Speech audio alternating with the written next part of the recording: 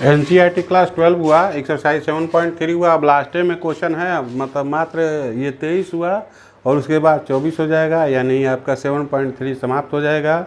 तो इंटीग्रेशन पर अगर पकड़ बनाना है तो NCERT बुक का एक्सरसाइज 7.1, 7.2 और 7.3 ये 3 एक्सरसाइज को हाथ में रखना है। जो भी व्यक्ति इसको हाथ में रखेगा उसको इंटीग्रेशन समझ में आने लगेगा। वो RS अग्रवाल हो या कोई भी बुक हो या इंजीनियरिंग लेवल का भी बुक हो तो वो बना सकता है। अन्यथा ये 3 एक्सरसाइज अगर हाथ में नहीं है, कंप्लीट नहीं है, तो उससे दिक्कत होगा। तो इसको ध्यान से देखिए आप लोग। देखिए यहाँ सवाल दिया हुआ है, इंटीग्रेशन के अंदर साइन स्क्वायर, इसको इंटीग्रेशन पढ़ा जाता है।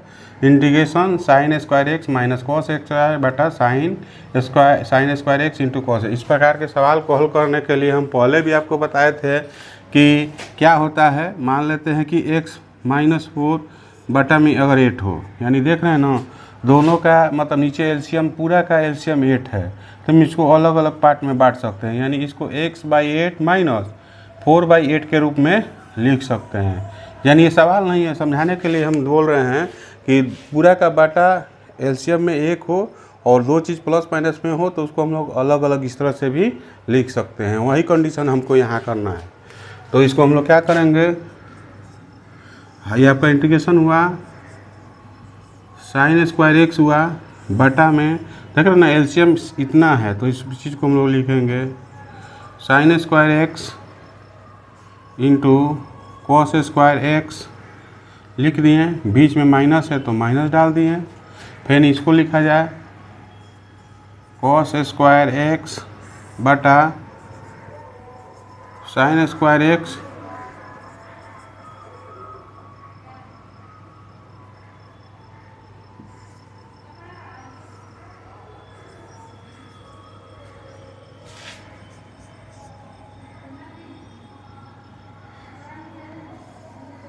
देख रहे हैं ना, ये गुना में है, साइन स्क्वायर कट जाएगा, ये भी गुना में है और ये भी आपको गुना में है। यानी ये दोनों गुना में है तो हम काट सकते हैं, गुना में है तो हम काट सकते हैं। काटने के बाद हमारे पास बचा कौन सी,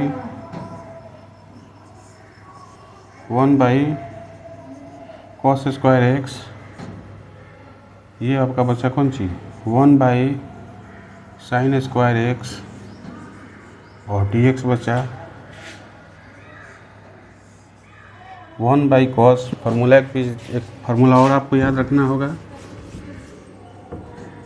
1/cos थीटा इक्वल टू क्या होता है आपका, तो सेक थीटा होता है, और 1/sin थीटा इक्वल टू क्या होता है, तो कोसेक थीटा होता है। इसको हम लिख सकते हैं सेक स्क्वायर एक्स माइनस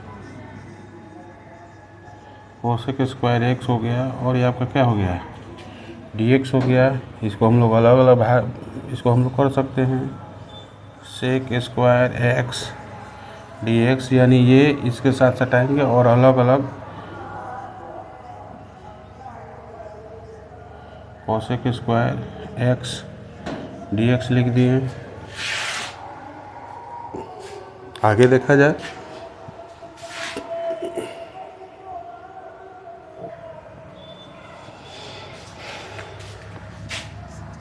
अभी आपके सामने फार्मूला लिखे हुए हैं, सेक स्क्वायर एक्स का tan x होता है और कोसेक स्क्वायर एक्स का माइनस कॉट एक्स होता है, यानी मान रखने जाना है। तो क्या हो जाएगा आपका, ये हो जाएगा आपका tan x हो जाएगा माइनस, इसका क्या होता है, तो इसका माइनस कॉट एक्स होता है।